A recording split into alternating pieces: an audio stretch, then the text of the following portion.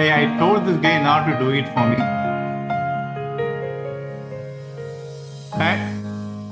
Sandra. Sandra. Sandra.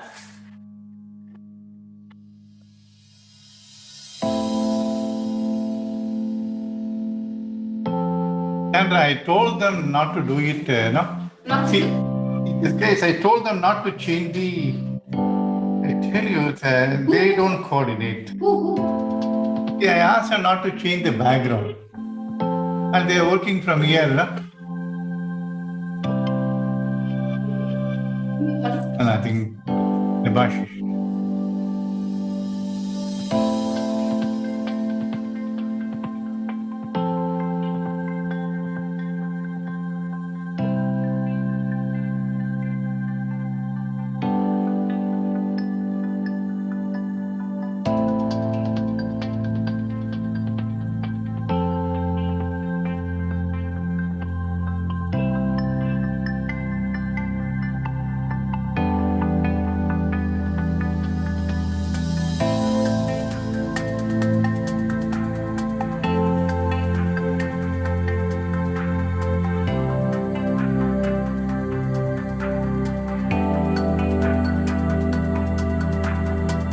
I can unmute now. See, give me also co-host. But now the video is not taking, my picture is not taking there, no? I don't see my picture.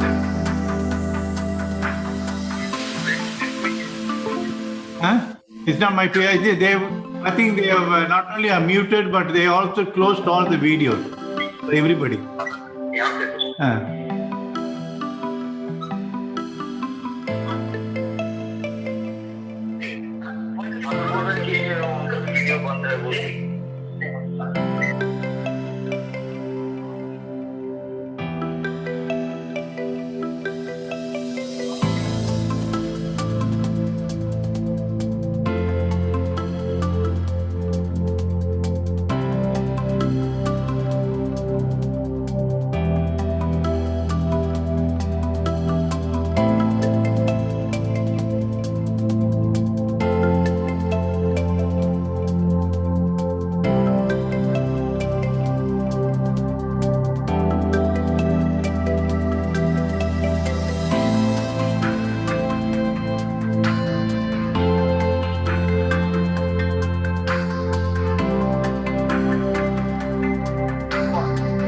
Okay.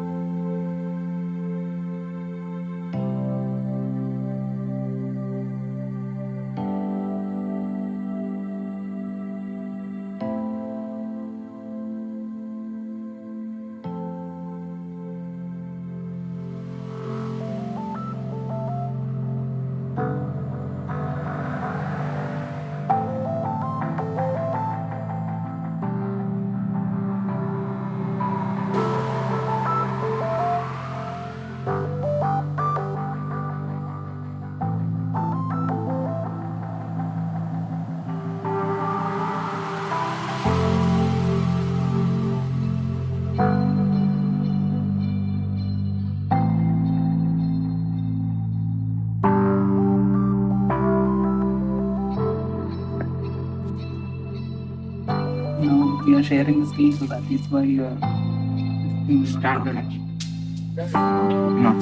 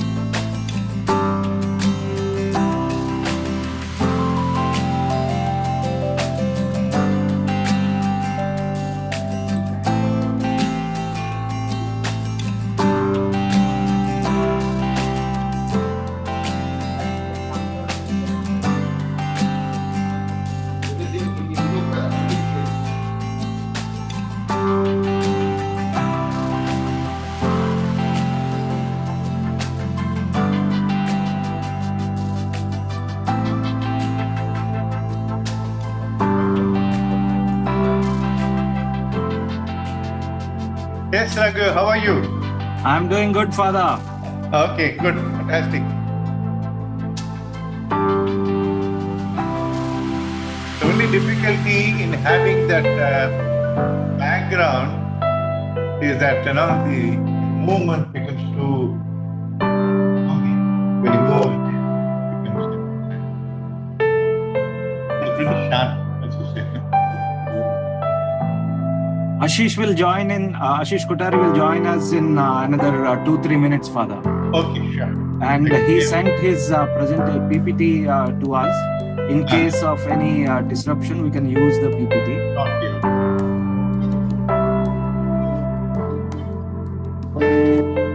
I kept an alarm to remind me to try for it.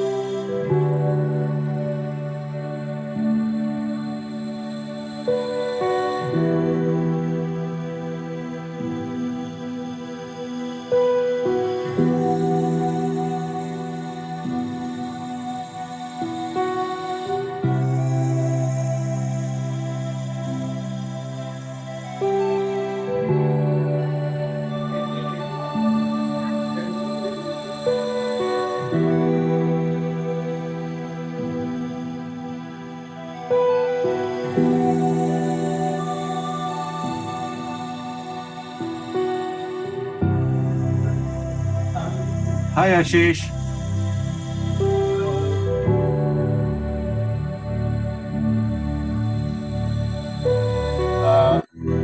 I can just hear very loud music. Oh, yeah. Mr. Kothari is online. Okay. Okay. If you mute the music. Yes. One moment. Welcome. Hello.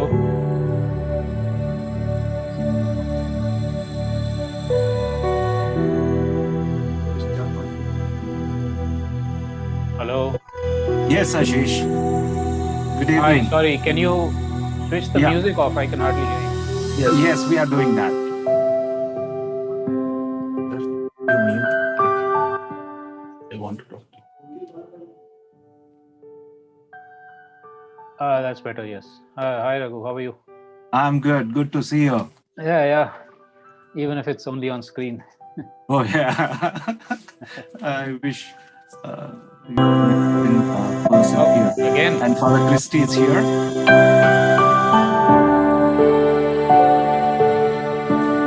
Sorry. Can't they just switch the music off? Yes, they are doing that.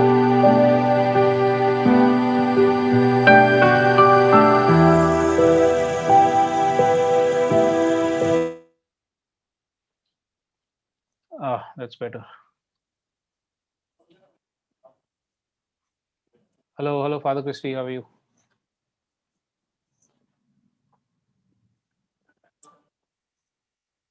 Father Christy, can you hear Ashish? I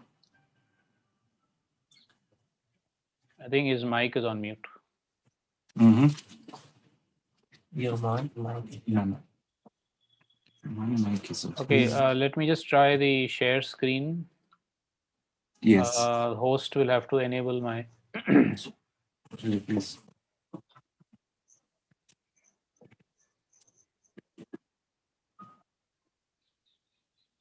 You are allowing someone to join. They are saying that you should not allow. Now we are trying to find out that who is allowing. Admit who click on admit. Who other student also now on live. Oh, okay. So they whatever you are going to discuss, they are also listening. Yes. Can we? No, let it be budget for the time being. Only for Vikalp Sangam I pressed. Not just admit all. No. Okay, let me check then which student.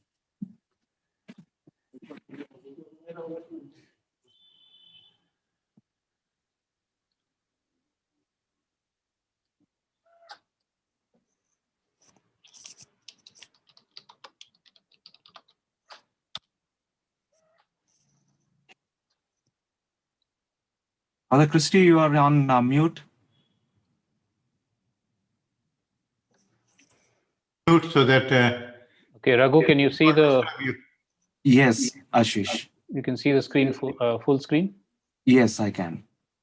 and it's changing. Yes, it is. Yeah. Okay, great. We could see it.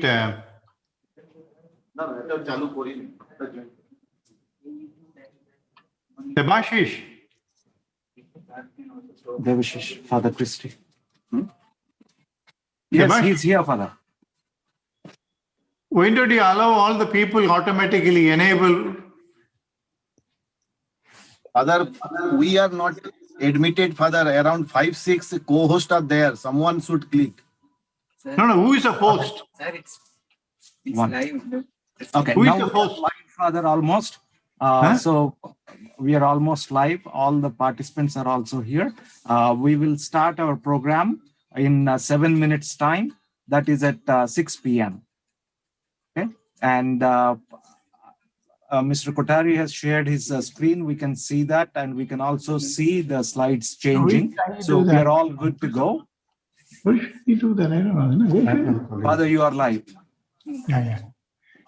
Your host. In my place, host is. I know this one.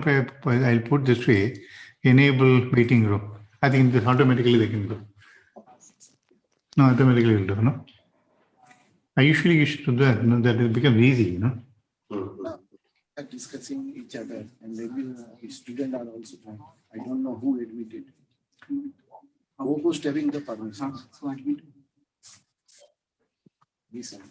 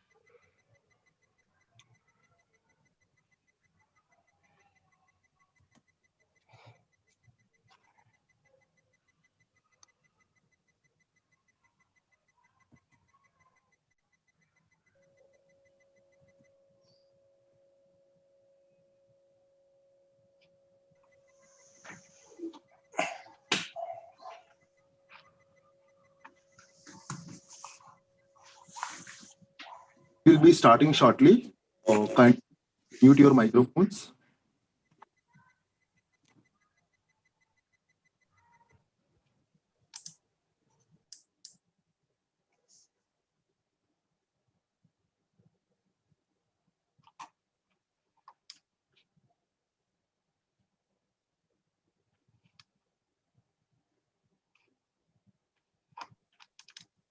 A special welcome to our chief guest, Mr. Ashish Kothari, environmentalist and founder of XLRI.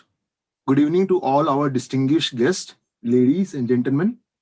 A special welcome to our chief guest, Mr. Ashish Kothari, environmentalist and founder of XLRI. We shall now invoke God's blessing with a prayer song.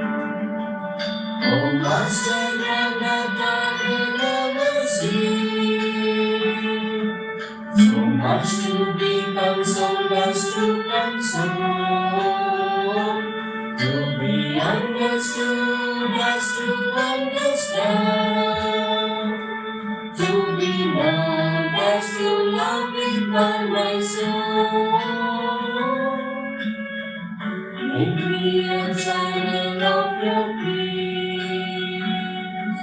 Where there's respect and light, let me bring home.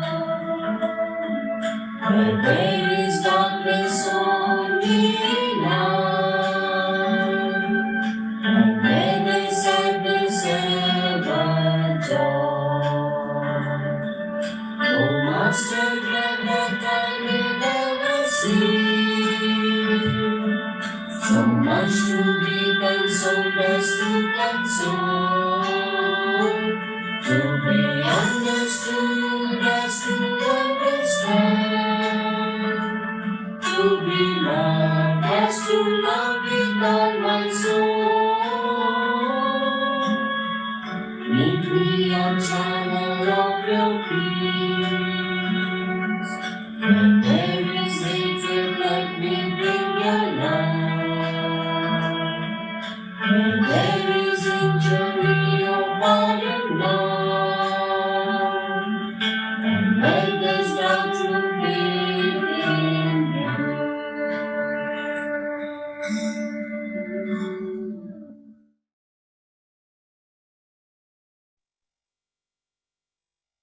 Thank you.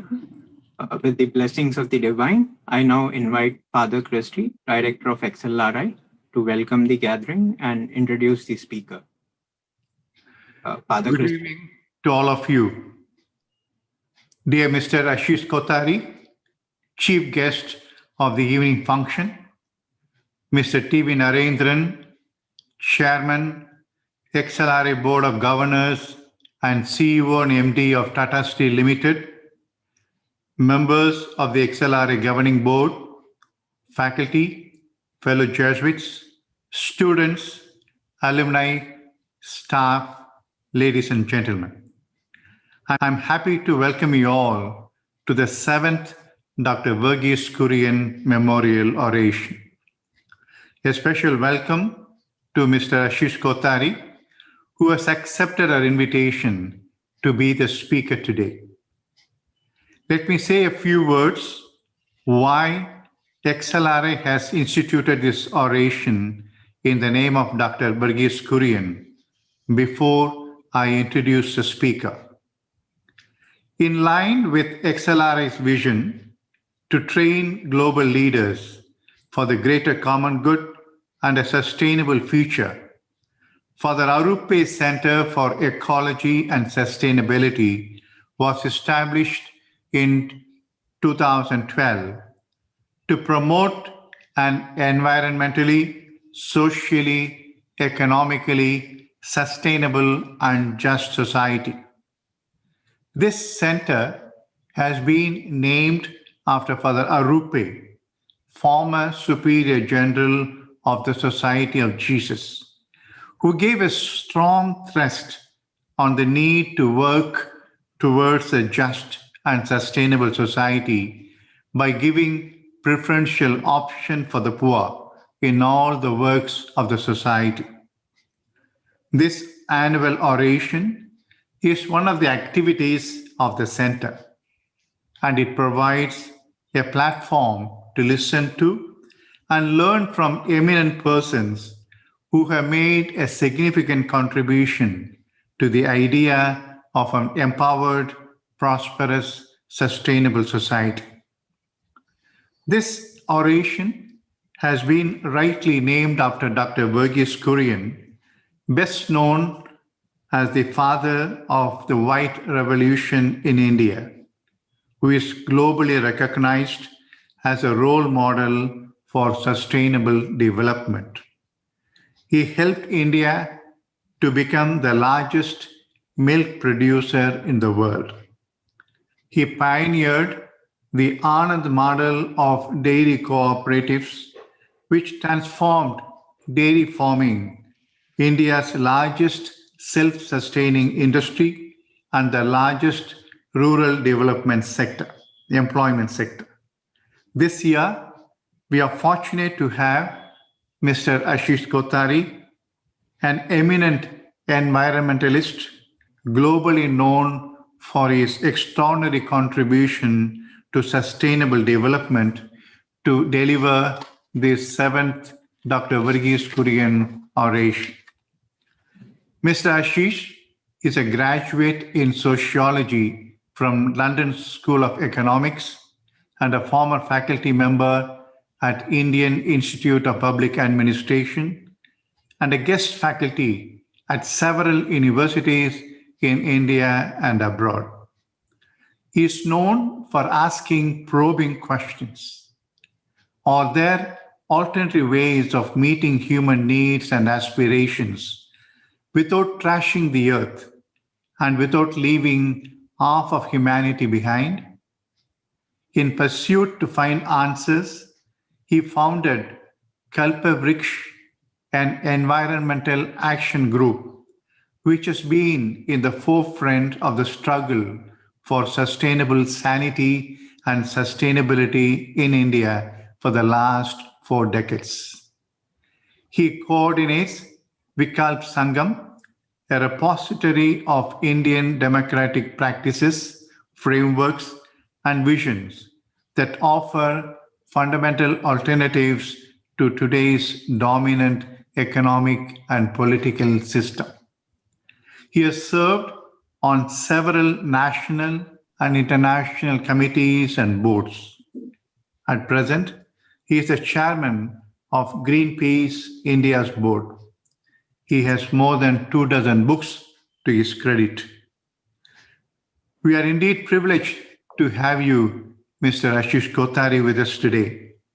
On behalf of the XLRI family, I extend a warm welcome to you, and I profusely thank you for accepting our invitation to deliver this oration.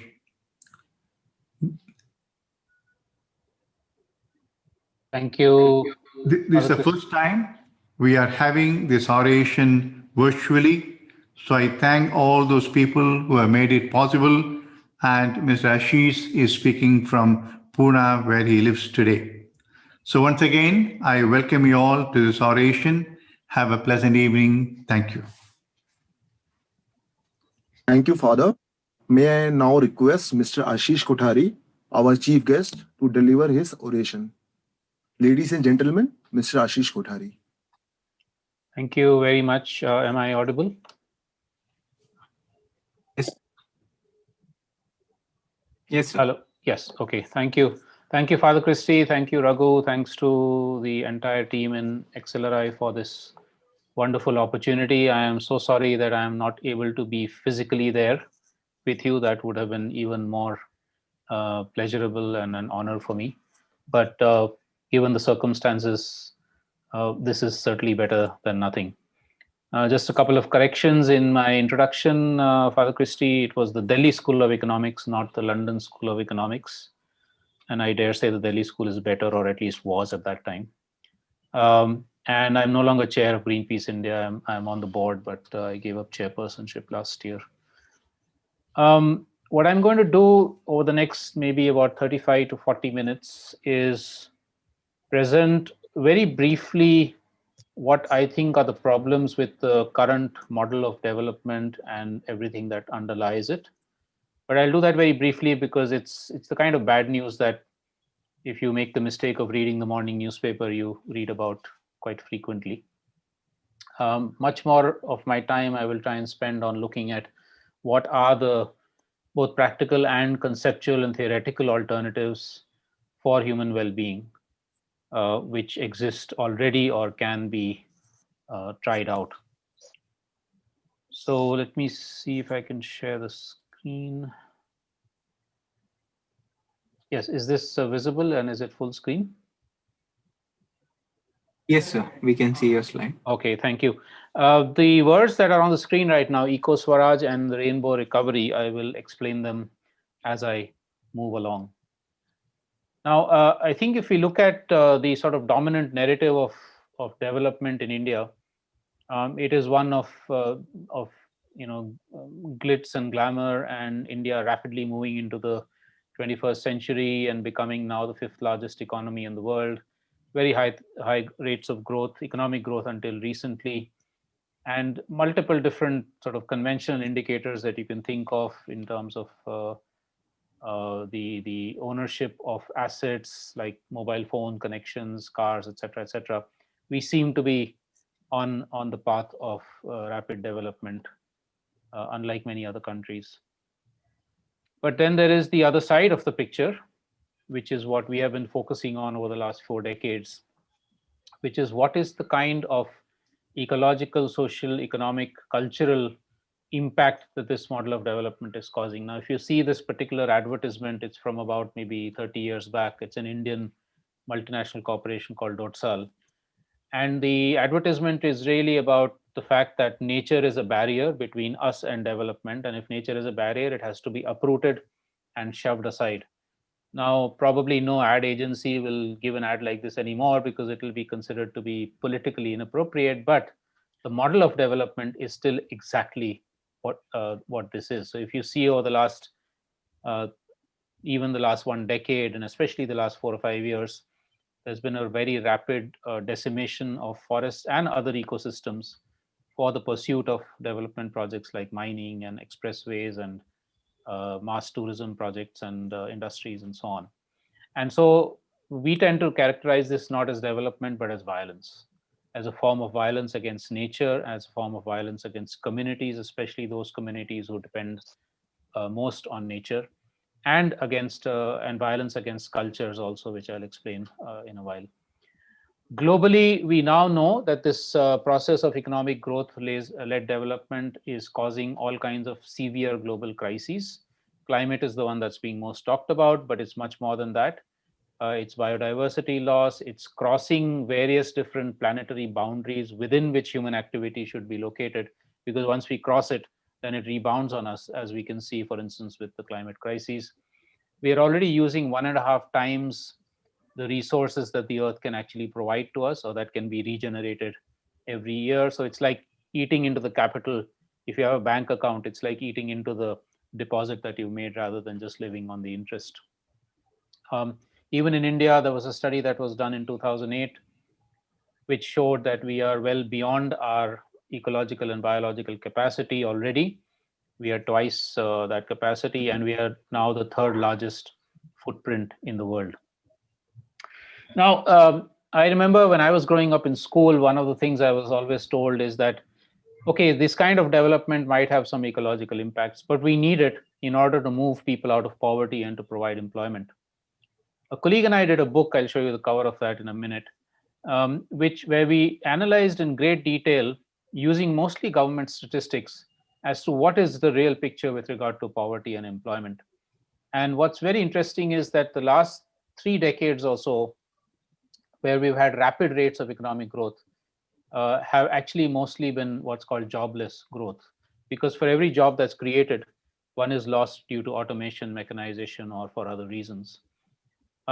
If you think of poverty not just in terms of $1.50 a day or whatever sort of indicators of that kind that are used, gross indicators, and if you think of it more in terms of deprivation from basic needs, which includes healthy living spaces, clean air, clean water, nutritious, adequate food, shelter, opportunities for health and learning, then according to us, at least 70% of India is impoverished, is poor.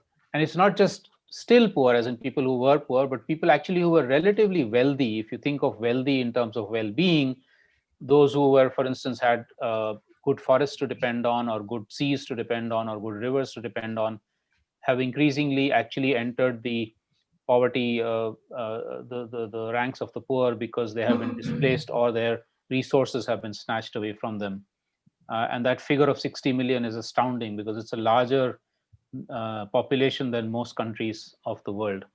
We see also during the COVID lockdown that this kind of very deep fissures in the Indian society, the kind of insecurity that people have been facing in the last few decades, has shown itself very blatantly in the COVID times, when millions of people lost their jobs, many millions had to walk back home, etc. So where is all the money going from this rapid rate of growth? And we now know that India, like the rest of the world, is increasing in terms of inequality, where 5% of India now earns as much as the rest of the 95%. And it enables some of the richest people in the world to be living in some of the poorest cities of the world, such as in Mumbai, where you have the world's largest single family house owned by India's richest man, who you all know.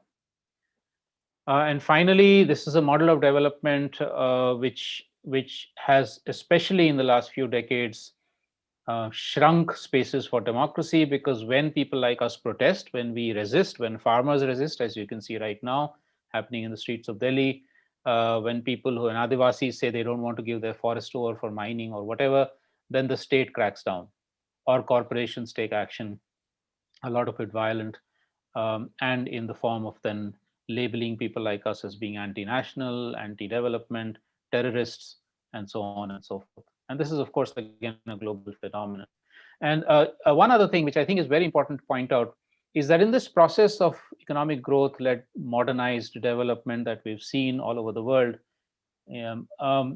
we move from what I call livelihoods, which were not just jobs, they were ways of living with the earth, such as farming and pastoralism and crafts and fisheries and so on small scale manufacturing, to what is now in the modern sector mostly very boring mechanical jobs. We all tend to fit into a very large chain of production where we have one small cog, and these can be extremely soul deadening for most people. Of course, some of us are lucky enough to escape that, but for most people, it is this kind of assembly chain jobs. And so I call this a process of moving from livelihoods to deadlihoods, both in the traditional spheres and in the modern spheres. Much more of this analysis is available in this book, 300 pages of it. If you want to get even more depressed than listening to me over the last few minutes, then please take a look at the 2/3 of this book has this kind of analysis. And one final thing I want to say before moving into the alternatives is that the COVID period, never before seen in human history, has given us a very clear two directions in which to go as we move out of the COVID phase. One is what governments and corporations, not all, but many of them are doing, which is to use this as an opportunity or an excuse for greater authoritarianism, for more profit making. You see the figure there of $600 billion profits during the COVID period that a few corporations and billionaires have made. And governments have cracked down more on civil society, use this for more surveillance, etc. But on the other hand, there are also either official or mostly civil society and community initiatives that move towards questioning these systems and moving towards more solidarity-based, more ecologically sensitive ways of living. So we have a very clear choice to make right now. I mean, I'm putting it a bit black and white, but we have a clear choice as to whether we choose one or the other.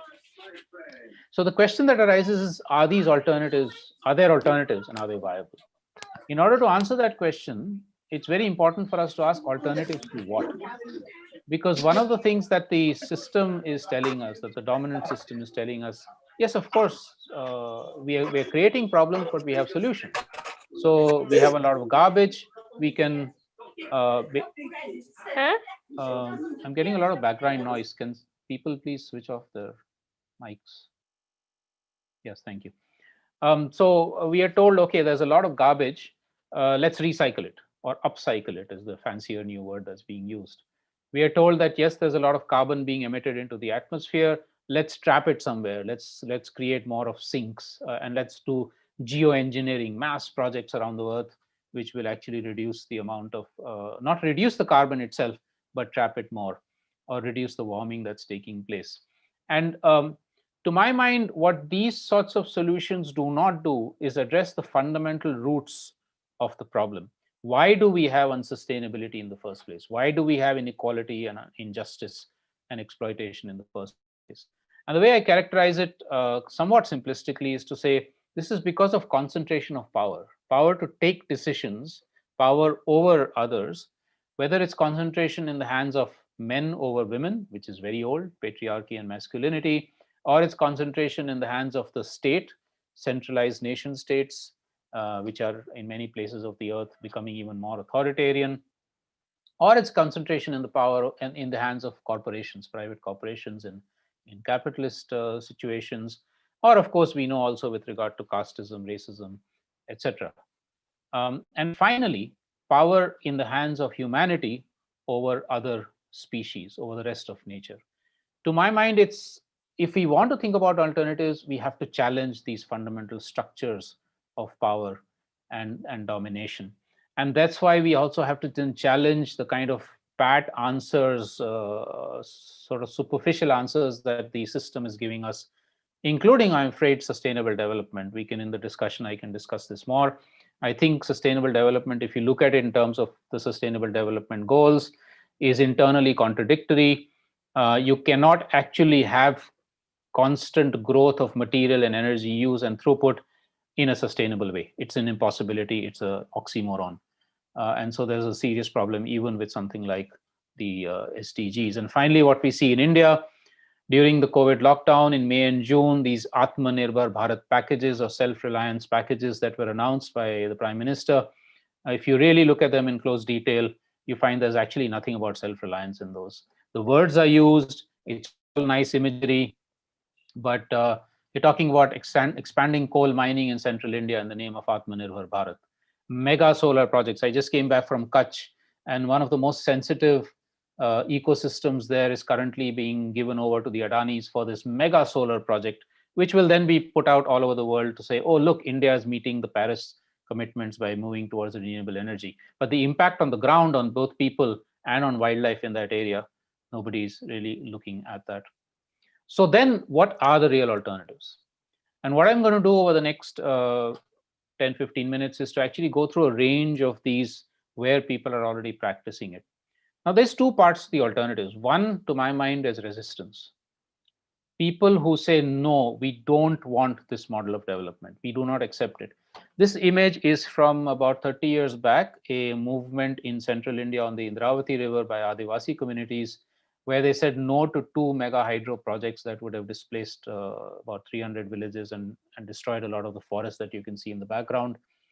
And while they were protesting, they were not just talking about displacement and the destruction of their livelihoods.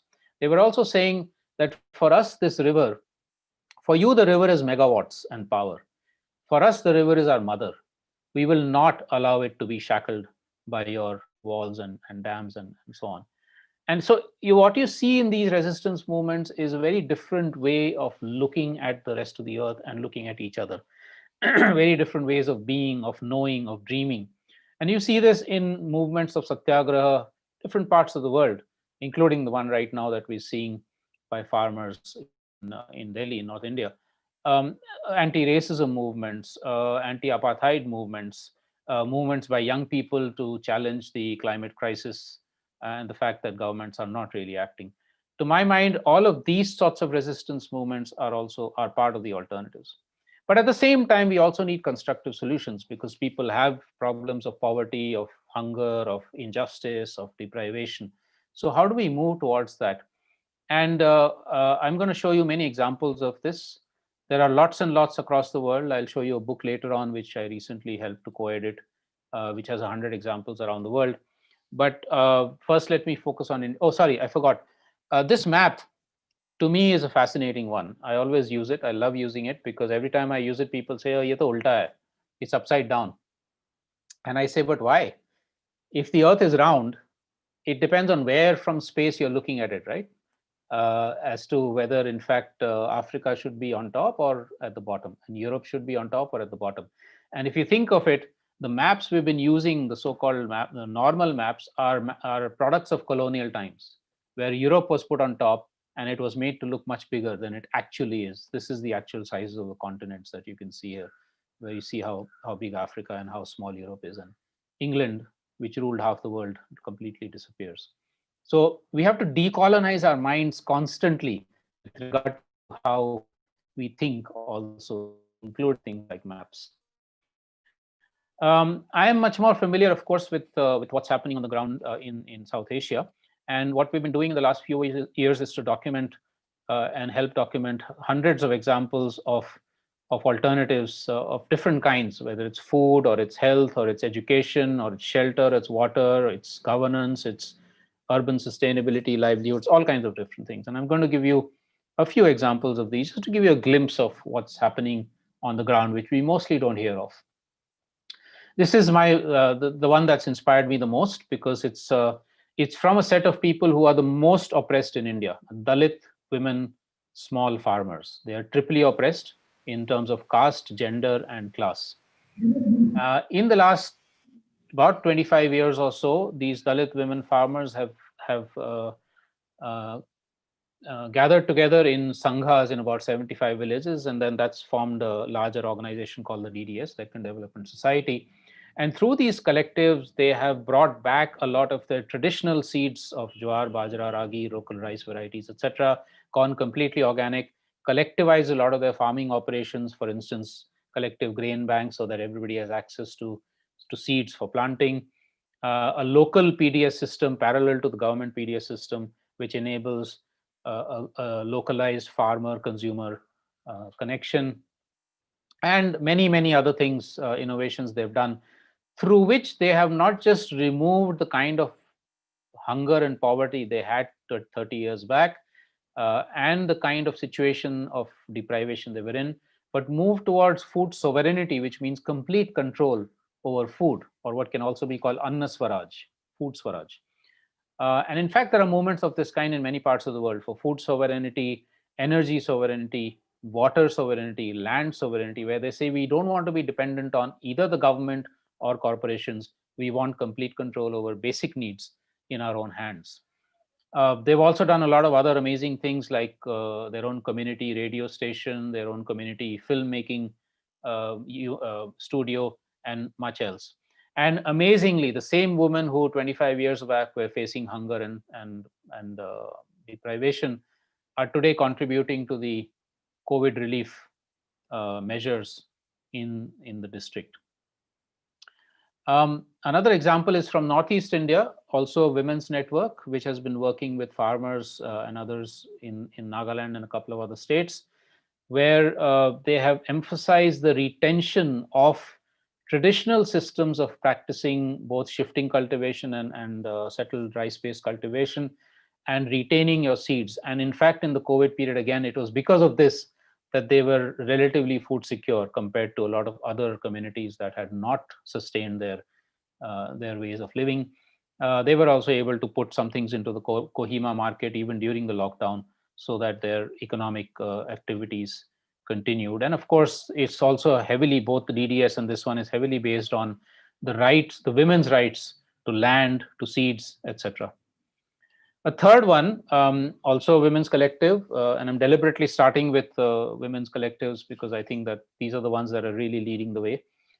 This is from Munsiari in Uttarakhand, where this organization called Matis started about 25 years back as a movement against domestic violence, to resolve issues of domestic violence against girls and women, but moved quickly also into economic independence for the women, which included traditional sector like making products out of wool, which they had traditionally skills for, but also then helping to get them trained for new sectors like ecotourism, home-based ecotourism, where the visitor is and the host are on equal grounds, and the visitor is not coming and demanding pizza, but actually eating what the local people eat. And they've also got a lot of the young people to trained in nature guiding, culture guiding, etc. So there's a earning of livelihood through that kind of a option. We move now to Western India, to Kutch. This is a community I've been working with over the last few years, of weavers, handloom weavers.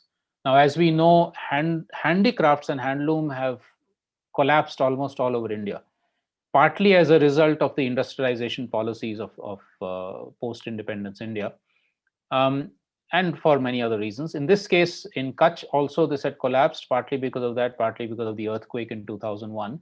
2004 or 5 onwards, some of the older weavers and an organization called Khamir moved into innovating on the use of local organic cotton called Kala cotton, and created products and a market, because of which the weaving has revived, and about 1,000 looms have come back into operation. And interestingly, young men, and in fact even women who used to not sit on the loom, are coming back into or sustaining themselves on these on handloom weaving and earning a good livelihood, but also it's not just an economic thing. When we spoke to them in great detail, they were saying, it's not just about economic livelihoods. It's also about the fact that we are in control of our work and our time. We can express our own creativity on the loom. We are able to continue the heritage of the community. I can sit and work with my family. I don't have to be sitting in an industry somewhere else. And it's safe work. It's not hazardous work. So all of this put together is what actually creates a very interesting situation. This is another community in Kutch. In fact, I was there just last week, called Kunaria, which had already built up very interesting community health system and disaster management system before COVID. So when COVID hit, they were very well prepared to completely deal with it with almost no government help. And in fact, there's been not a single case of COVID in that community of 3,500 people. But they also did a whole lot of other things. For instance, kids who were stuck at home because of the lockdown, how to entertain them, how to keep them entertained, how to keep them and enhance their learning capacities, and also create a space for the elders who have their own traditional skills of pottery and music and crafts and all, to be able to teach the young people during this period when the kids can't go to school. This is one of the few villages in India where, because the schooling system has also been revived, that several dozen kids have gone back from private schools into the government schools. Imagine this. I mean, this is completely the reverse of, unfortunately, what's happening in the rest of the country. I'm sure many of you are familiar with this program, which is state-sponsored in Kerala, where something like 5 million, I think 50 lakh women get dignified livelihoods wherever they are in their own villages, to produce all kinds of household items, crafts and things like that. And in fact, it was this Kudumbashri network that was really, really effective in Kerala's being one of the best COVID response states in the country. Moving quickly into another kind of example, in central India, Adivasis in the Gadchiroli area of Maharashtra have moved towards what they call Adivasi Swashasan, or self-rule, where they say that the way we have governed ourselves traditionally and what the government has imposed on us is to erase our Adivasi identity, our tribal identity. We want to bring that back. We want to bring our own systems of governance back, which were much more democratic, where women who were not involved are now being empowered to also be involved in the decision-making process.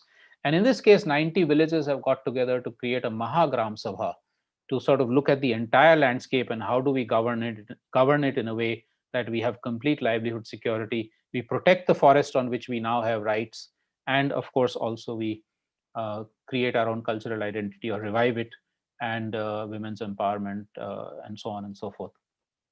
And so if you think of a lot of these sorts of examples from villages, a real self-reliance or Gram Swaraj or Atmanirbharta is these sorts of examples, where people are reviving the village economy so well that in fact out-migration is reduced or stopped, and there's reverse migration where people have sometimes come back also.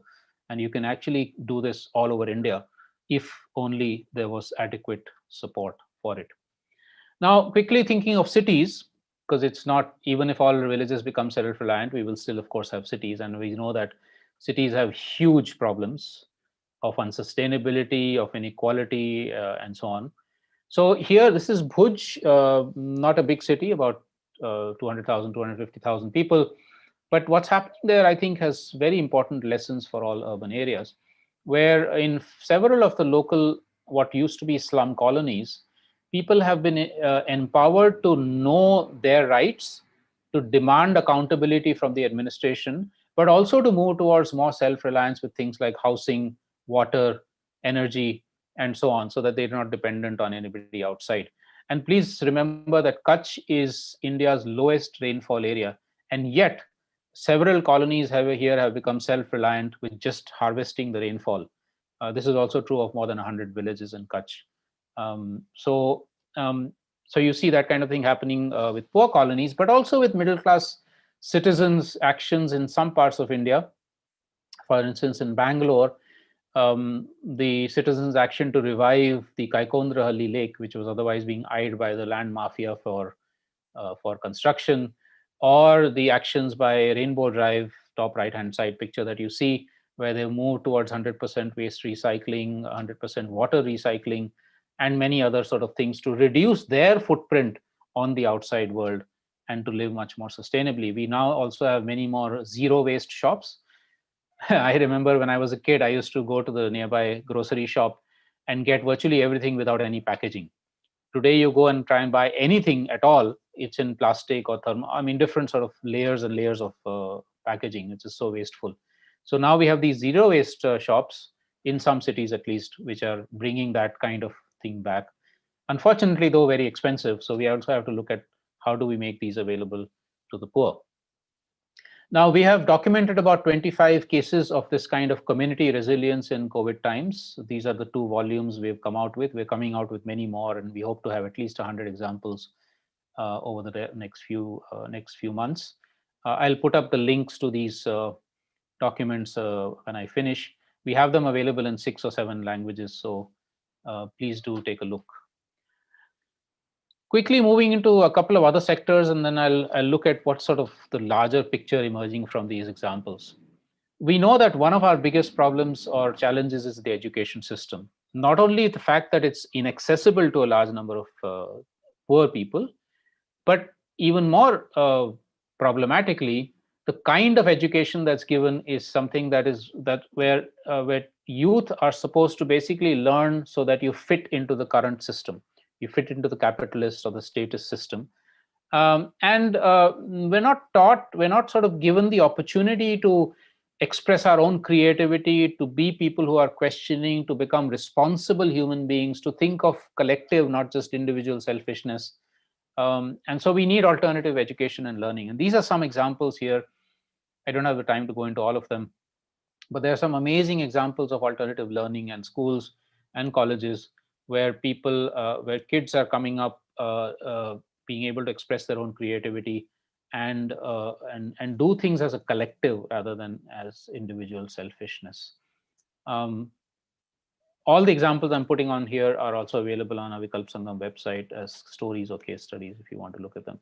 And to my mind, so one of the things I'm very fond of doing is looking at origins of words. And I found recently when I started working on this that the origin of the word school is skole in Greek, which meant leisure. Now, can you imagine 90% of India's schools are actually prisons. They're nothing to do with leisure. But learning with leisure is actually what schools should be. The same with technology, where, in the last few decades, we've kind of assumed that technological development only happens in the IITs and the corporations and the technology centers. But in fact, most technological innovation through history has happened by so-called ordinary people. How do we bring that back? How do we re-democratize technology? And again, here are some examples, whether it's with architecture or with energy, or it's with clothing, or with other forms of technology that we need in our lives. There's some amazing examples of much more democratic, much more ecologically sensitive and locally controlled technologies. Just to give you a couple of examples from the pictures here, the bottom left-hand side is the building of SECMOL, one of the alternative learning centers in Ladakh. And they've made it with passive solar architecture, and it's made by the students and the faculty in such a way that even if it's minus 20, 30 degrees outside, inside the building, you can sleep without any artificial heating. Imagine the energy saving of something like that. The opposite of that, in 42, 43 degrees in summer, the top right-hand picture is the office of Hunarshala in Kutch, which is built using a lot of traditional technologies with mud and thatch and so on. And you can be sitting inside with just a fan, even when it's 43, 44 degrees outside. So you actually you can see the kind of innovations that people are capable of, so-called ordinary people are capable of, if given a chance. The same, and this is my final set of examples, is with regard to media and communications and arts, which also have been captured either by the state, Doordarshan, All India Radio, etc., or by corporations. Virtually all of our mainstream media is captured by corporations. And so do you really get the real news, or do you get news that's filtered through the lenses of these institutions? And so how does one create alternative learning space, alternative media and communication spaces where people's voices can come out? So again, these are some examples. One I found very interesting is in Chhattisgarh, a mobile-based radio kind of a setup called CG Netswara, which enables any ordinary villager with even a small so-called dumb phone to be able to communicate his or her problems or his or her innovations, which then goes out to a very large number of people without being blocked by by governments or corporations. So now when all of this happens, when people do this, you also find, of course, that the practical examples and the advocacy and pressure from the public enables the government or people within the government who want to do also good things to actually act. And we've seen at least a few positive examples of this in the last 2-3 decades, whether it's laws like the Right to Information Act, or it's policies on organic farming or renewable energy, or the example of Kudumbushi that I gave, and others where the state can also be enabled and pressurized to take positive action, leading towards the opportunities for these alternatives to flourish much more. Moving to some examples from the rest of the world, just 2 or 3 that I'm going to give very quickly. The one, again, that's very inspiring for me is the movement of the Kurdish ethnic community in the middle of the most war-torn area of the world, Turkey, Syria, Iraq, Iran border area. And this Kurdish ethnic community that's been prosecuted in all of the countries by the dominant communities has tried to create its own autonomous zone of peace and eco-feminist based peace, using an ideology they call genealogy, with J-I-N, which means women's sort of feminist kind of ideology, but also principles of ecology, and very direct, radical democracy, which is to say every commune, every community there has its own decision-making process, and then they federate over larger areas. This area is constantly in trouble. A few months back, Turkey had invaded it militarily, and of course, so they have to innovate all the time. These are examples from Europe, which I was fortunate enough to visit, of what's called solidarity, or the social and solidarity economy. So the top bottom left-hand side is what's called alternative or community currencies, where the desire is to not completely break away, but be somewhat independent of the centralized euro, because people have no control over the euro or the dollar or the rupee. So creating one's own local currency for local exchanges. So using the Becky, this case of Luxembourg on the bottom left-hand side, using the Becky, which is equivalent to the euro, I can go to a baker shop and buy bread. The baker can go to a farmer and buy wheat. The farmer can go to a doctor and get treatment. So you actually localize the exchange, you stimulate the local economy, and you create social relationships along with the economic ones. The top right-hand side is another interesting example where without money, how do you create services and goods to be exchanged? So they use something called time banking, where every person in that community says, okay, I can give 5 hours of free yoga lessons or physics lessons in a school in that community. And in return, I might get something else from somebody else in the community, but it's my contribution to the community. And through that, they actually run this very high quality school with very cheap rates. So even the poorer families can put their kids there. Top left-hand side is a non-profit cafe, where young people in many parts of Europe are saying, we want to do enterprise, but we don't want to make huge profits from it. Of course, we have to get our revenue, our expenses back. But at the same time, we're also expressing our social solidarity. For instance, this cafe in Athens employs refugees and so-called disabled people deliberately as a means of extending solidarity to them. Similar movements of what's called feminist municipalism.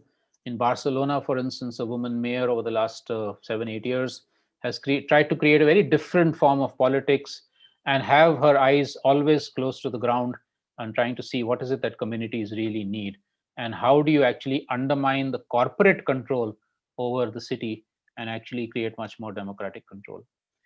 All right, I'm done with examples. I want to now take the next maybe 10 minutes or so to look at the what's the overall framework or frameworks that are emerging from this.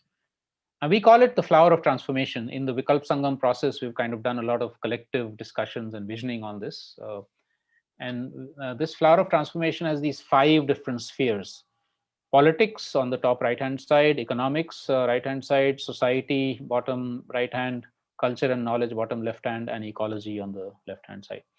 And it's actually transformations in these 5 spheres that we are seeing in these different examples. And none of them have all of it happening, but different ones have it, and you can actually put a holistic picture together of the kind of transformations needed. Now, with much more time, I would have elaborated each one of these. I'm going to go into only 2 of them, but which is politics and ecology. But let me quickly mention the other 3. So economic democracy is really about, for instance, the Dalit women saying Anna Swaraj, food sovereignty. For basic needs, it is our control. It should not be in the control of anybody else. It's producers saying that for means of production have to be in the control of the producers, not in the control of capitalist owners. It's localized exchanges much more than globalization. It's holding the economic resources and nature especially as not privatized, but in the commons, which is for everybody's good. And it's also recognizing the enormous contribution of elders and of women to the economy, which is never counted in the GDP kind of a process, the economy of caring and sharing and so on. The bottom left-hand side, culture and knowledge, which I won't go into detail, so let me just quickly mention here, especially important in today's time, the assertion of cultural diversity, the assertion of knowledge diversity, and not the hegemony and the control of one religion or one form of knowledge like modern science and technology, but to recognize and respect a range of them, a diversity of them, and create possibilities of coexistence amongst them. And finally, of course, the bottom right-hand side, social justice, is crucial because the Dalit women farmers were not talking only about food. They were also talking about the fact that as Dalits, they need to be given much more respect. As women, they need to be given much more respect. So struggles for social justice. And at the core of this, and I'll come to this in a couple of minutes, is a set of ethical values and principles. Let me very quickly go into the radical democracy, the politics part of it, and emphasize just 2 things.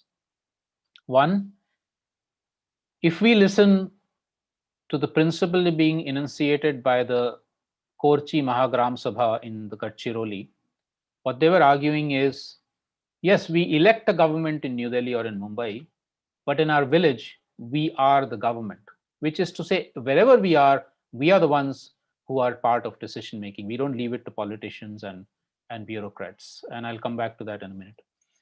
Many other parts of this democracy, but the other one that I want to talk about is how, if we think of putting politics and ecology and culture together, we also have to start questioning our political boundaries, both the ones within India and the nation state boundaries in South Asia or Europe or wherever we are, because these are often accidents of history, or they are deliberate impositions by colonial powers.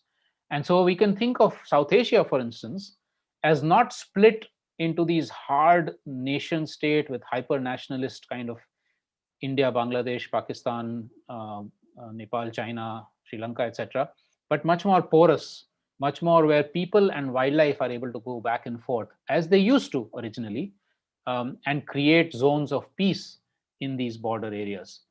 We can talk much more about that later if somebody's interested.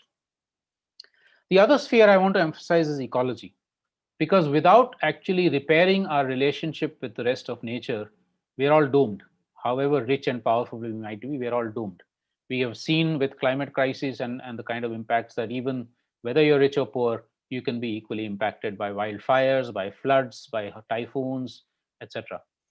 Of course, the poor are more badly affected, but it's not as if the rich can be spared. So how do we actually recognize what indigenous peoples and other local communities have recognized forever, which is that human beings are not at the top of the evolutionary pyramid, which is the modern scientific way of looking at it, but human beings are one out of thousands or millions of species. And for us to create then and bring back the humility of us being part of a much larger set of life, and how do we kind of rebuild that?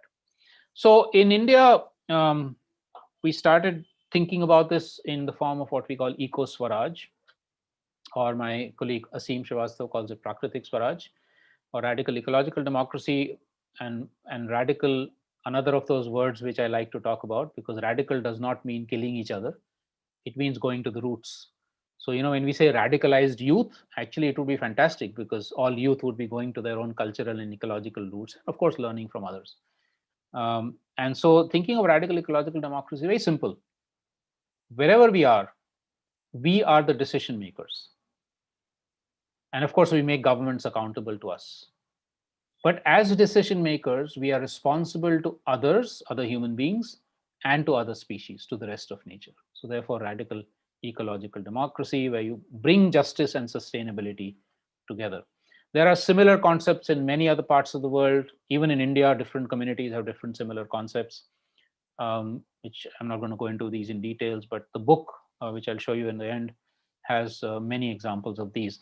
Some of these are alternative worldviews that have been there for thousands of years from indigenous peoples. Some are very new, coming out of the industrial West, for instance, degrowth or ecofeminism are coming from as reactions to the kind of excesses that the industrialized society has gone through.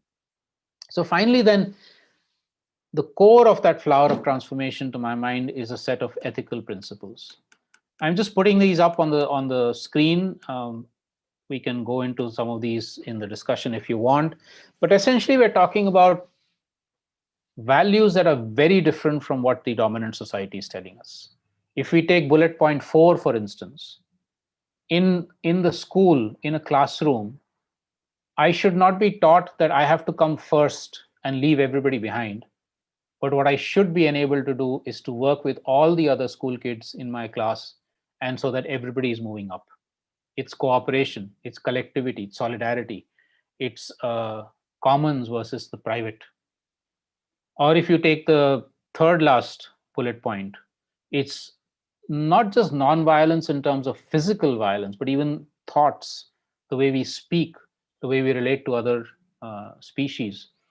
Or we take autonomy, for instance, or self-reliance. I've already told you, this is not Modi ji's self-reliance. This is true self-reliance, where people are able to control their lives and meet their basic needs in their own way. Now, if you put all these different things together, what I think we need in terms of the packages, the COVID the COVID recovery packages that are being announced by governments all over the world, is not the same old thing where you bail out banks and you bail out the big industries, etc. Nor is it even just the Green New Deal, which is coming up in the USA and in Europe, etc. But it's actually multiple revolutions of multiple colors, so that several aspects of justice, LGBTQ, gender justice, ecological justice, etc., are coming together in the recovery from COVID. And it's when we do this, when we combine the local practical alternatives that I've given you examples of with these worldviews and with networking, so that you create greater scale of this kind of transformation, when you connect that grassroots to the global, when you connect the resistance movements to the constructive alternatives, and we also give ourselves space to dream, to vision, not always, get bogged down by what's realistic only, then we can think of these kinds of transformations at a much larger scale. So let me end by just talking quickly about two processes that I have been privileged to help to start. One is Vikalp Sangam, started in 2014. It's an attempt to try and bring together movements, organizations, communities, individuals who are working for these sorts of alternatives in different fields of life: education, health, livelihoods, conservation, etc. And also document wonderful examples. So the website at the bottom of the screen already has about 1,500, 1,600 stories and examples of these alternatives. That's the website. Please take a look. If ever you are feeling depressed in life, please go to this website. I guarantee you'll cheer up at least for some time. These 3 books are all available for free download. I'll give you the links. The one on the top left-hand side is an attempt to get 40 people in India experienced in their own fields, like education and sexuality and gender and conservation and health and so on, to write about their dream vision of India in 2100, and then come back down to the current situation and say, how do we get there? What are the pathways? What are the challenges? What are the opportunities? The book in the middle is the global book with 100 examples of radical alternatives around the world. And the one on the top right-hand side is 9 very detailed case studies of transformation from different parts of India. Similar to Vikalp Sangam, we have also initiated last year a global process of bringing these sorts of different networks of alternatives in different parts of the world together in a horizontal way, so a weaving of a tapestry rather than this one global organization, more like a process. You can see more of this in the website given at the bottom. So I think with that, I'd like to end. That's my email ID for anybody who wants to have a further dialogue on any of these issues, and some more websites that you can take a look at. I'll just keep it up for a few seconds and then I'll stop the share. So thank you again for this opportunity, Father Christy, Raghu, and others. I hope I haven't taken much more time than I was supposed to, and I would love to have a discussion on this. Thank you. Thank you, sir, for your highly informative, thought-provoking, and inspiring oration. I now request Professor Tata L. Raghuram, Chairperson of Father Arupe Center for Ecology and Sustainability and Associate Professor of Strategic Management Area at XLRI, to moderate the question and answer session. Hi, thank you very much, Ashish, for that wonderful oration. Now I request the participants to type in their questions in the chat box. Okay, as they come in, we will start taking the questions, and Ashish will answer them. I will pose the questions to Ashish. To start with, Ashish, what avenues of cooperation does Kalpavriksha envisage with management institutions? Because is there a gap which needs to be bridged as far as managers of today and Eco-Swaraj are concerned? Yeah, Raghu, I think there is a huge gap. I mean, to the extent I understand management institutions, I don't understand them all fully. But where I have visited and given lectures and seen some of the syllabi, I think places like XLRI are somewhat exceptional, because you do have things where you're bringing in sort of real life stuff, you're bringing in social issues, ecological issues, etc., as far as I know. But most management institutions are basically looking at management in a very conventional way. You don't challenge the current systems. You just say, okay, how do you manage them better? How can you have a more efficient running of industry, for instance? How can you do digital stuff rather than non-digital, etc.? So it's thought of in a very managerial way. And like I'm saying, okay, let me put it like this. Management is about how do you do something. Governance is about who decides what to do and how do you do something. And unless we look at the governance part, which is to say the democracy part of it, and how current democracy does not really give power to the people, we're always going to fall short on the management front. And we're always going to think of management from the perspective of those who are currently dominant, whether it's government or it's corporations. And I think that's a fundamental change that needs to happen in management institutions. In fact, they should all become management and governance institutions, and much more of a flavor of community decision-making processes, bringing in local managers who may have no education. They may be completely so-called illiterate, but they manage their forests brilliantly. They manage their water brilliantly, bringing those voices in, enabling that interaction to take place, so that you think of managers as not only those who've gone through formal training, but others, and bringing in the political, the democratic aspects also. I think these are some of the fundamental changes that need to take place. To put it again somewhat briefly and simplistically. Thanks for that response. I think you have answered it, nailed the issue. Now, one of the issues that you often talk about, and you mentioned it today, is also the environmental sanity. Okay, how best can we understand this phrase given today's context of consumerism and a global demand for resources? Yeah, I think, I mean, it is currently ecologically insane. Last week, I saw an example of somebody buying pear juice in the US, which had come from processing plant in Brazil and the pears had come from Indonesia or somewhere. I mean, just imagine what you can probably grow in your own backyard or not too far from where you're living. You're actually getting in a global chain, which is, and all of it is fossil fuel based. So we're talking about every one of our consumption patterns creating a impact on the earth, which collectively becomes completely unsustainable. So how do we change that? That's a huge challenge, of course, given that we're all, including me, are caught up in various kinds of consumption patterns that are unsustainable. I think we need to do 3 or 4 things. And again, I'm speaking very briefly. I can send an article that I've done on consumption, which has much more detail. Number 1, we need to think of not just a poverty line below which nobody should be there, but an upper consumption line, or what I call a sustainable consumption line. And nobody should be living above that.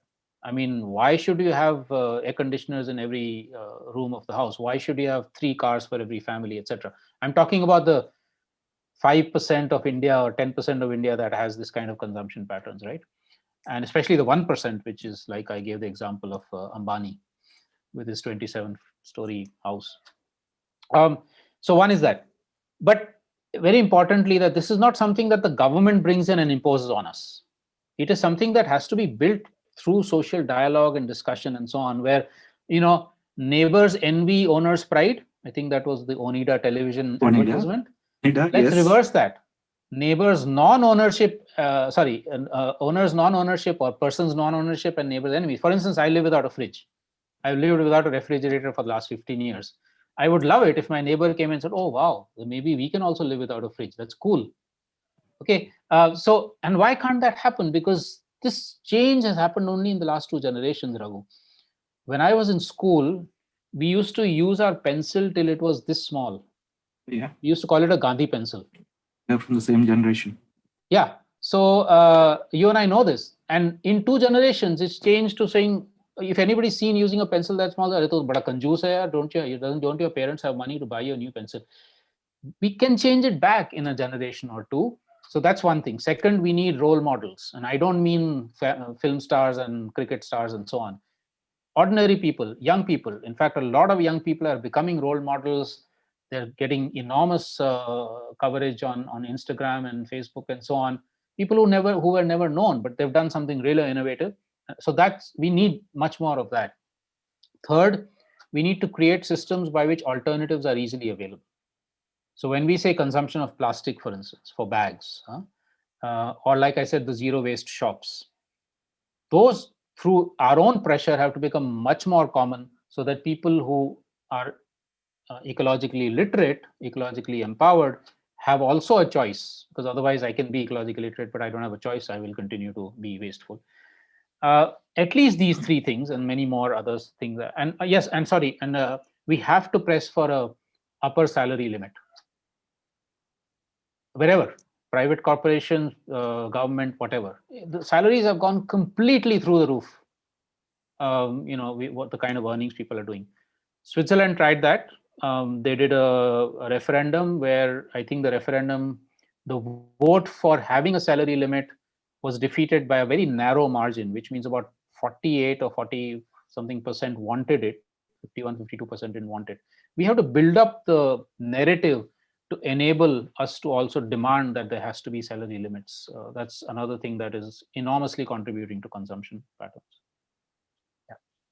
Interesting.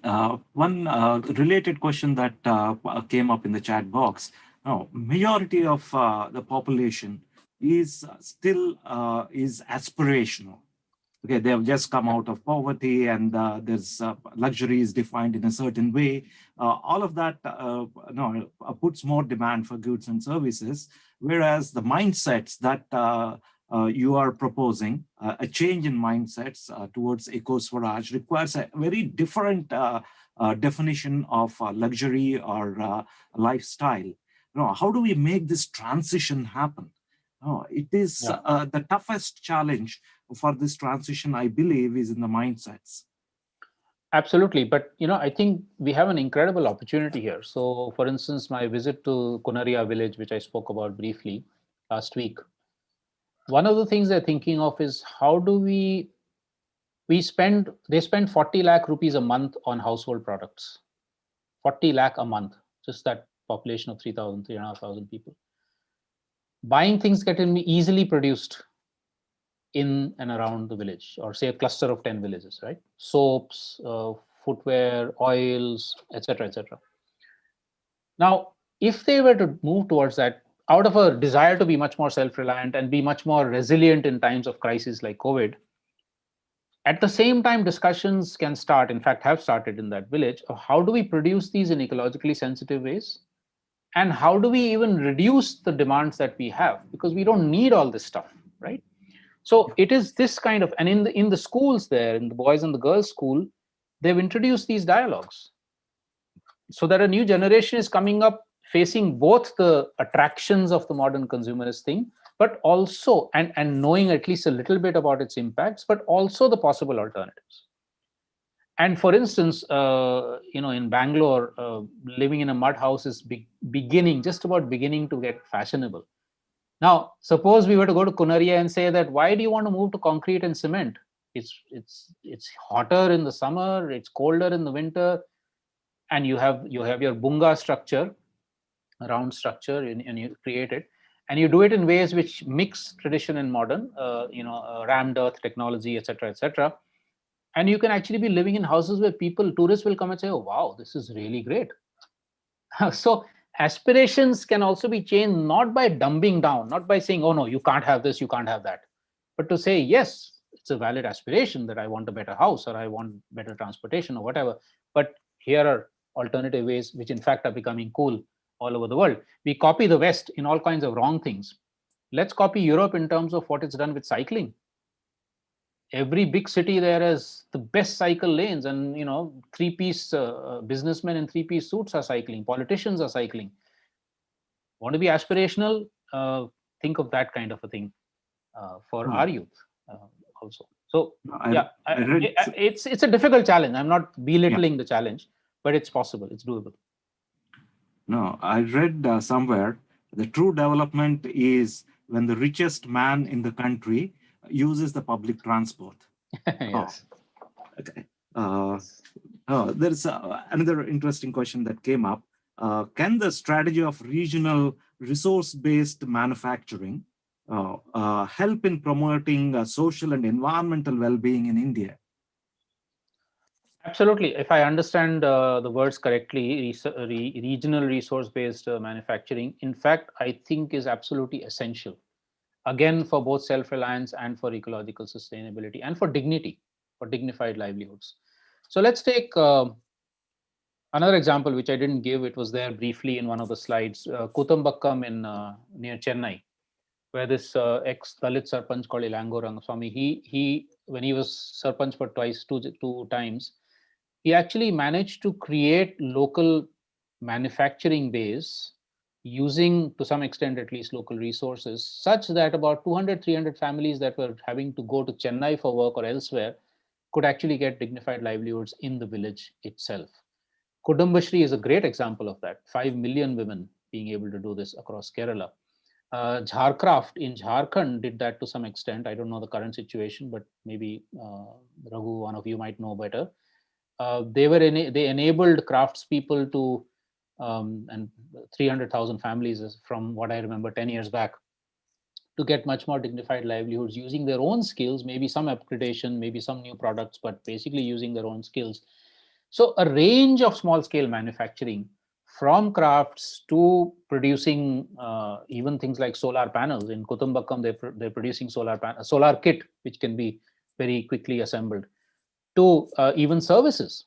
There's absolutely no reason why the Reliances and the Tatas and so on should be getting all the service contracts. You can actually be doing this in a very decentralized way with adequate training. It doesn't take humongous, it's not rocket science. So retail, why should the Birlas and so on get the retail shops? I mean, we've had decentralized retail for hundreds of thousands of years. We can actually enhance that by creating the retail as a service opportunity for in a decentralized way. All of this is not just possible, I think it's absolutely essential if we don't want our society to collapse. in the way that it's already beginning to collapse. And that is true self-reliance to me. Another observation that came up is many of the examples that you cited seem to be coming from certain parts of the country. Maharashtra, Andhra Pradesh, or Gujarat.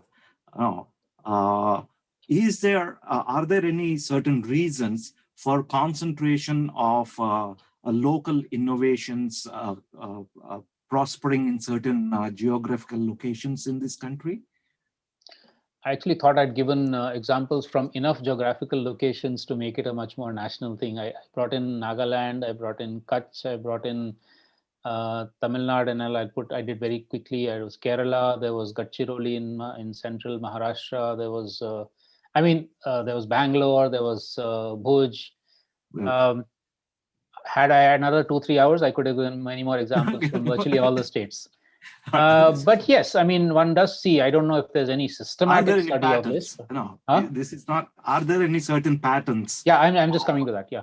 So, I mean, there's no systematic study really to be able to see this, but certainly it seems that, for instance, community action and civil society action, given that they have a historical base, may be more concentrated in some parts of the country. Maharashtra, for instance, has very active civil society organizations. Kerala, of course, for all the historical and political reasons. Whereas some, for instance, maybe, I don't know, Tripura or I don't know, some part, I wouldn't say Bihar as a whole, but some parts of it, Eastern UP, maybe these are areas where you haven't had so much of a history of civil society organization, of community mobilization of the kind we need. And of course, there are also issues like casteism and gender discrimination, where it's very deep rooted. It is more difficult to mobilize communities and civil society than where it is not. But yet, and I think it's very important to emphasize this, even in such areas and even in such communities, there are examples. And I think we need to learn, how did they break through the barriers? How did they get enabled to actually do this? Was it their own leadership? Was it somebody coming from outside and enabling it? Was it a certain policy that enabled it? What is it? What are the factors? But unfortunately, there is no systematic study of this. In fact, alternatives has been an area of study that's been very badly neglected. And we hope, I mean, if XLRI would like to do something on this or anybody else, then we'd be very happy to work with you. That's one area we can explore to collaborate. Yeah. And another interesting question that came up, will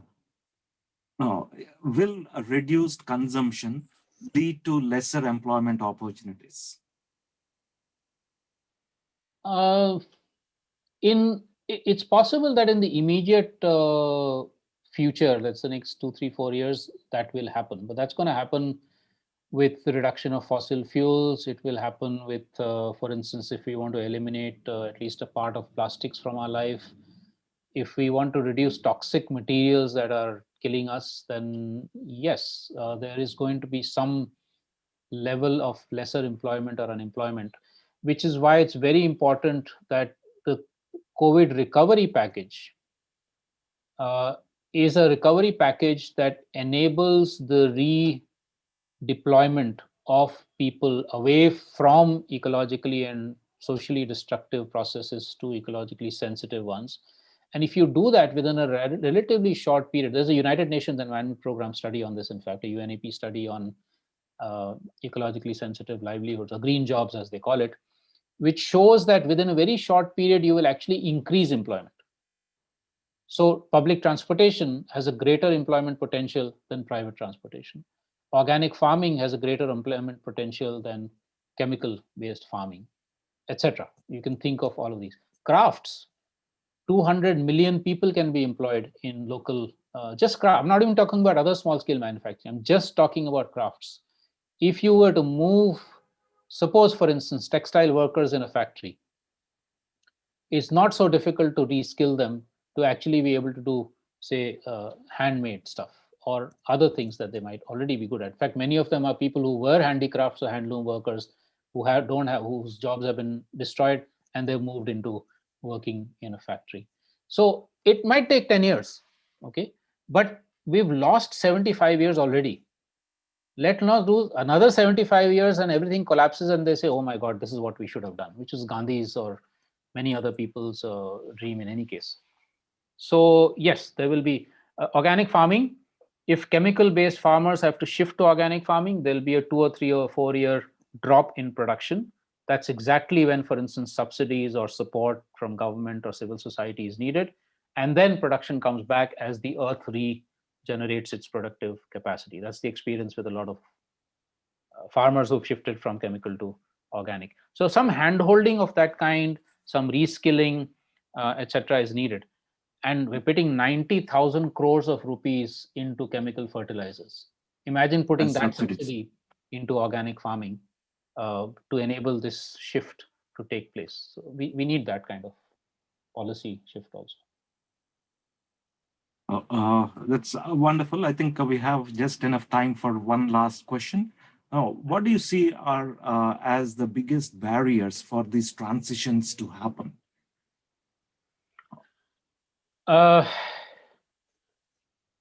Okay, I'm not talking in order of priority, but here's a mix of things. Failure of imagination. We have submitted ourselves to the brainwashing that this is the only way to develop. And so we're not even breaking out of that kind of, you said mindset, right? It's not breaking out of that kind of mindset to imagine other ways of living and being. That's one. Second, this imagination doesn't have to come out of the air. It's there already in the grassroots, in communities, in indigenous people, Adivasis and others, in Dalit women, and in urban middle-class people who've broken out of the mold, etc. It's there. So the second thing is much more learning, cross-learning. And we don't have that. So that's a big challenge, right? Third, fighting the forces of both capitalism and statism and patriarchy. These are, and casteism. I mean, so I'm naming all of them, but these are obviously huge challenges. You can't do make these holistic transformations without that. So these are massive things. Fourth, confidence. Maybe that comes as part of number one. In Kunaria, when I went to the village, or the Dalit women farmers example, many of the examples I gave you, amongst the first things that was done was a slow process of rebuilding self-confidence. That I and we as a community can take back control. We can make things happen. We don't have to be begging the government all the time. That self-confidence at the local to the national level, again, has to be, it's very severe. 200 years we've been told, no, government will do it for you. तुम बैठो आराम से, हम तुम्हारा पानी देंगे, हम तुम्हारी बिजली देंगे, ये करेंगे, वो करेंगे. So we say, okay, we're sitting back, but of course, those who actually get it are very few. तो वो एक, sorry, I switch to Hindi. Sometimes people might not understand. That's one of the huge barriers, the lack of self-confidence. So all of these are there, but all of them have been broken and overcome in these examples. And even if they're exceptional examples, the fact that they're there suggests that we can actually do this across the entire landscape. Thank you very much, Ashish. It's now my privilege is to propose a vote of thanks. Life on Earth is facing an existential threat due to climate change and the loss of ecological integrity. Social, economic, ecological inequalities are widespread and are a major reason for conflicts across the world. A false belief that natural capital can be substituted by man-made technology is leading us to unviable trade-offs and unsustainable outcomes. This business as usual attitude must be replaced by radically different alternatives for life to survive on this planet. Maintaining ecological integrity has to be the pivot for global governance, and radical ecological democracy is one such powerful alternative governance framework. I thank Ashish Kothari for accepting XLRI's invitation and delivering a very thought-provoking oration. I fondly recollect our association, my association with Ashish Kothari. First, when I contributed a chapter on the impact of dams on biodiversity in India for the National Biodiversity Strategy and Action Plan, which Ashish Kothari coordinated. And the second, Ashish is a member of the Advisory Council of Father Arupe Center for Ecology and Sustainability. FACES looks forward to benefit from Ashish's wisdom. Now, I thank Professor Madhukar Shukla, the founder chairperson of FACES, for laying a very strong foundation for FACES. And I assure you, sir, we'll do our best to take forward your work and make FACES a viable center for ecology and sustainability. I thank Father Christie, Director XLRI, Father Donald De Silva, Dean Administration, Dr. Ashish Pani, Dean Academics, for their support and cooperation. I thank the IT department of XLRI and all the faculty, staff, and students for their cooperation and support. A special thanks is to the audience for participating in this event online. Please wear a mask, maintain social distancing, and keep safe. Thank you very much. That's all from XLRI. Thank you. Thank you. Thank you. Thank you, Raghu. Thank you. Thank you, Ashish. Thanks a lot. Thank you, Father Christie. Thanks, Raghu. Thanks a lot. A lot for this opportunity. Thank you. Thank you. Bye-bye. Good night. In fact, I written down as a Delhi School of Economics, edit as a London School of Economics.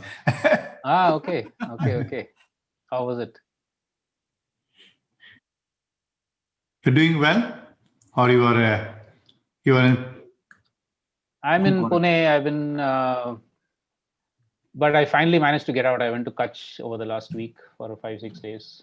But before that, mostly stuck in Pune. I see. Yeah. I mean, I think you came 10, 12 years ago to Liba? Long ago, no? Oh, To me? Loyola, Chennai. You came 10, 12 years ago to Liba, Chennai? Yes. I think I don't now. The years are collapsing, so I can't remember. 2008. Whether it was 10 years, 12 years, or 15 years. Long ago, no? Yeah. That's right. Yes. Difficult to Yes. recall. Yes. That's In your those wonderful days. I wish you all the best in your work. Thank you. I hope to see you at XLRI at some point. So Yes. thanks for being part of our center too. No? Thank for you. all that you do. So I look forward to working. My pleasure. Yes. Thank you, Ashish. Bye. Really. Bye-bye. Wonderful. Thank you. Thank you, Ashish. Bye. Bye, Raghu. Bye-bye.